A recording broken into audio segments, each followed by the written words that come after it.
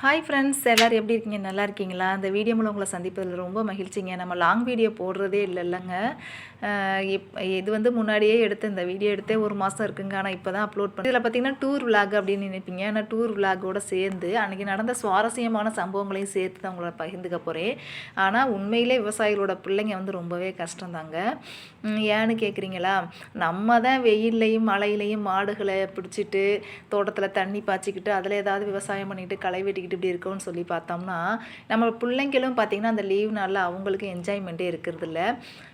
பொதுவாக எங்களோட ஃபேமிலியிலையும் மட்டும் இல்லை, விவசாய குடும்பத்தில் எல்லாத்தோட குழந்தைங்களுக்கும் இதே தான். ஆனால் அவங்க வந்து அதை வந்து எப்படி சொல்கிறது, பக்குவப்பட்ட பிள்ளைங்கள வந்து எடுத்துக்கிறாங்க. சரி, நம்ம வீட்டில் தோட்டத்தில் வேலை இருக்குது, அம்மா அப்பா கூட்டிகிட்டு போக முடியலை அப்படிங்கிற ஒரு மைண்ட் செட்டப்பை அவங்க வந்து வளர்த்துக்கிறாங்க பாருங்கள். அது வரைக்கும் நம்ம பிள்ளைங்களாம் ரொம்ப நல்லவங்க அப்படிங்கிறதே சொல்லலாம். ஒரு பக்கம் வந்து வெளியில் போக முடியாத இந்த மாதிரி சூழ்நிலை இருந்தாலும் நிறையா பார்த்திங்கன்னா அமௌண்ட்டு ப்ராப்ளமாகவும் இருக்கும். அதனாலையும் நம்மளால் வெளியே போக முடியாது. அடுத்து பார்த்திங்கன்னா நாங்கள் எங்கே போனோம்னா திருச்சி வந்து மத்திய பேருந்து நிலையம் இருக்குல்ல, அதுக்கு அடுத்து பார்த்திங்கன்னா சத்திரம் பேருந்து நிலையம் இருக்கும். அதில் இருந்து பார்த்திங்கன்னா ஒரு நடந்து போகிற தூரம் தான், ஒரு 2 கிலோமீட்டருக்குள்ளே தான் இருக்கும்னு நினைக்கிறேங்க. இந்த வந்து பேர்ட்ஸ் பார்க்குன்னு சொல்லிட்டு கடந்த பிப்ரவரி மாதத்தில் தான் வந்து இதை வந்து ஓப்பன் பண்ணியிருந்திருக்காங்க.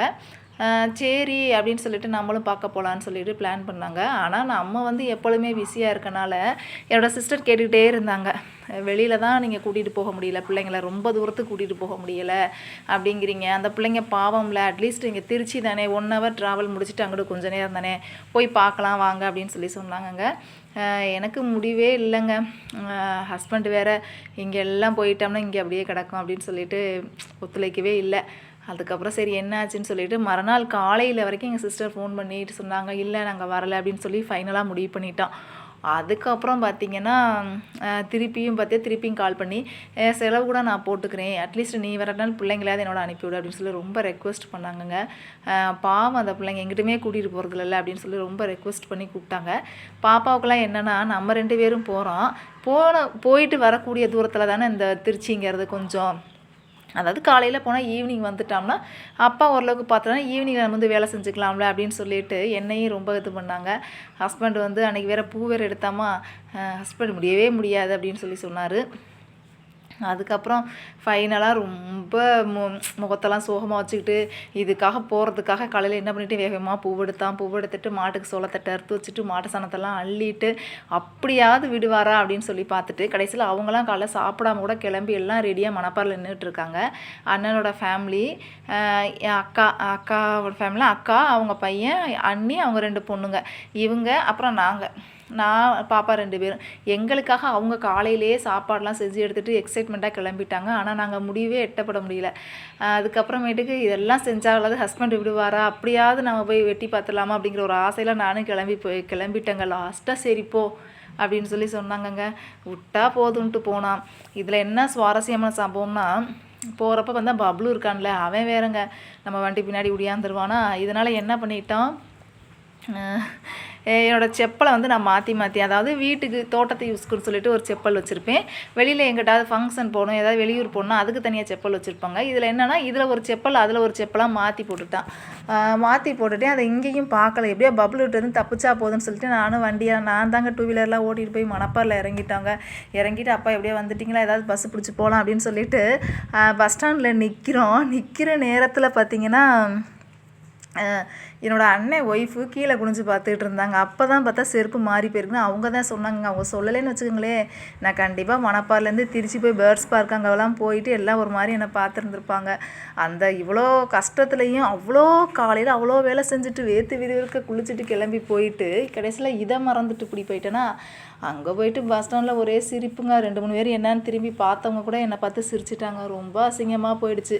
நம்ம விவசாயிகளுக்கு இதெல்லாம் தேவையா, நம்மளாம் அப்படியெல்லாம் ஊருக்கு போகணுமா அப்படிங்கிற மாதிரி ரொம்ப சையாக போயிடுச்சுங்க. காலை நேரமாக அந்த நேரத்தில் கடைகளும் அப்போ தான் ஓப்பன் பண்ணியிருக்கோம். சரி ஏதோ ஒன்று பஸ் ஸ்டாண்டுக்குள்ளே ஏதாவது ஒரு கடை இருக்குதுன்னா பாரு அப்படின்னு சொல்லிட்டு, நம்மளுக்கு வீட்டுக்கு போட்டுக்கவும் தனிப்பட்ட விதமாக செருப்பு இல்லை அப்படின்னு சொல்லிட்டு ஒரு 100 ரூபாய்க்கு மட்டும் ஒரு செப்பல் கொடுங்கன்னு வாங்கி போட்டுட்டு போனாங்க. அதே கூத்து தான். அதுக்கப்புறம் பார்த்திங்கன்னா ஜங்ஷன் போயிட்டோம். ஜங்ஷன்லேருந்து சத்திரம் பஸ் ஸ்டாண்டு ஃப்ரீ பஸ்ஸு சத்திரத்துலேருந்து அங்கிட்டு நடந்து போகிற தூரம் தான். நம்ம போன நேரம் வெயில் நேரமானனால நம்ம வந்து ஒரு 5 ரூபா கொடுத்து மினி பஸ் மாதிரி இருந்துச்சுங்க போனோங்க. ரொம்பவே நல்லா இருந்துச்சு. அன்றைக்கி ஒரு நாள் நல்லாவே என்ஜாய் பண்ணோங்க. என்ன தான் என்ஜாய் பண்ணாலும் மனசுக்குள்ளே வீட்டில் எப்படி ஹஸ்பண்ட் ஒத்தையாக சமாளிச்சுக்குவாரோ, மாடெல்லாம் தண்ணிக்கு விடாமல் வந்துட்டோமே, சோளத்தட்டை அறுத்து வச்சா அதெல்லாம் பார்த்து பண்ணிக்குவாரா அப்படிங்கிற ஒரு மைண்ட் செட்டப்பில் எதையுமே இது பண்ண முடியலங்க.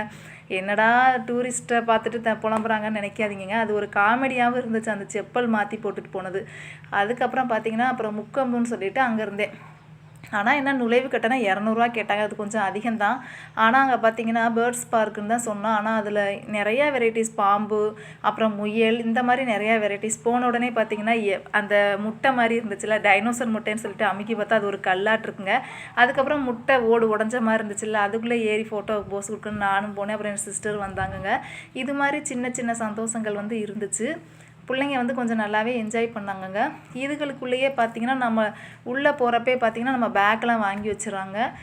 சாப்பாடு எதுவுமே அலௌடு இல்லை, ஒன்லி வாட்டர் பாட்டில் மட்டும்தான் சொல்லிட்டு இடையில உள்ளே ரெஸ்ட் ரூமும் இருந்துச்சு. தண்ணி வேணால் பிடிச்சிக்கலாம், அப்படி தாங்க இருந்துச்சு. எப்படியோ ஒரு வழியாக அன்றைக்கி போயிட்டு வந்துட்டான். வந்தப்போ பார்த்திங்கன்னா அதுக்கு மேலே ட்விஸ்ட்டு என்னன்னா, சரி கொஞ்சம் சீக்கிரம் வந்துட்டான், எப்படியாவது ஹஸ்பண்ட்டை போய் நல்ல பேர் வாங்கிக்கலாம் அப்படின்னு சொல்லிட்டு ஈவினிங் நாங்களும் வர்றோங்க. வந்தால் மணப்பாறையில் லைட்டாக விழுகிற மழை துளி என்ன அதிகமாகிடுச்சு. ரொம்பவே இருட்டிடுச்சுங்க. நல்லா மழை பெஞ்சு தோசம் பண்ணி கண்டிப்பாக வீட்டில் போய் திட்டு வாங்குவேன் அப்படிங்கிற ஒரு மூட்லேயே வந்தேன். வீட்டுக்கு வந்தால் வரவே முடியலைங்க. ஆனால் நம்ம ஊரில் மழை இல்லைங்க, மணப்பாறையில் மழைங்க. அந்த மாதிரி ரொம்ப கஷ்டப்பட்டு போயிட்டு வந்துட்டோங்க. வீட்டுக்கு வந்தால் ஹஸ்பண்ட் எதுவும் சொல்லக்கூடாதுன்னு சொல்லிட்டு அந்த மழையாக நனைஞ்சிட்டு நம்ம மாடுகளுக்கெல்லாம் தண்ணி விட்டேன். ஏன்னா அவரும் 4 மாடு பால் கறக்கணும்ல. அப்படியெல்லாம் அந்த கிளியை பார்த்திங்கன்னா நல்லா பெரிய கிளியாக இருந்துச்சு. ஒவ்வொருத்தர் ஷோல்டர்லேயும் உட்காந்து எழுந்திரிச்சுங்க. அதனால் அதுலேயும் நம்ம கொஞ்சம் என்ஜாய்மெண்ட் பண்ணோம். அப்போதைக்கு பார்த்திங்கன்னா நம்ம இங்கே பகல் மொத்தம் வேலை செஞ்சுட்டு அங்கே போனோம்னா நம்ம என்ஜாய்மெண்ட்டே பண்ண முடியலைங்க. விவசாயிகளோட நிலைமை எப்படி போகுது பாருங்கங்க. திருச்சியில் உள்ளவங்களுக்கு இந்த இடம் வந்து ரொம்பவே பக்கம், பார்த்து என்ஜாய் பண்ணலாம். நம்மள மாதிரி போனவங்க பஸ்ஸுக்கு காசு கொடுத்து அப்புறம் இங்கேயும் காசு கொடுத்து போனால் கொஞ்சம் சிரமமாக தாங்க இருக்குது. நான் பேசிக்கிட்டே இருந்தாலும் அதில் உள்ள காட்சிகளை பார்த்துருப்பீங்கன்னு நினைக்கிறேன். ஏன்னா நம்ம இதை ஒவ்வொன்றா விவரிக்கிற நேரம் நம்ம வந்து ஒரு கதையாக சொன்னால் உங்களுக்கு நல்லாயிருக்கும் அப்படிங்கிறதுக்காக சொன்னேங்க. ஓகேங்க, தேங்க்ஸ் ஃபார் வாட்சிங், பாய்.